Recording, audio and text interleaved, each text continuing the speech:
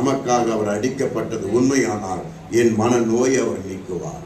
நமக்காக அடிக்கப்பட்டது உண்மையானால் என் மன துக்கத்தை அவர் விலக்கி போடுவார்.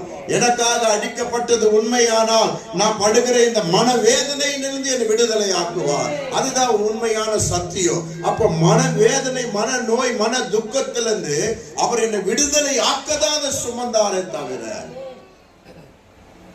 நான் ஒரு தீர்வை காணிட்டு அந்த தீர்வு மூலியமா நான் விடையை பெற்றுக்கொள்வேன் சொல்லிட்டு ஒரு கிறிஸ்தவன் தன்னிச்சையாக ஓடுவது நிமித்தம் அவரை வேதனைப்படுத்துகிறதான அர்த்தம். அவர் சிலுவையில் அறையப்பட்டதற்கான ஒரு வல்லமையை நம்ம புரிந்து கொள்ள மாட்டேங்கிறோம், ஒரு மகிமையை புரிந்து கொள்ள மாட்டேங்கிறோம். அந்த சிலுவையிலிருந்து வெளிப்படுகிற அந்த சமாதானத்தை நம்ம பெற்றுக்கொள்ள மாட்டோம்.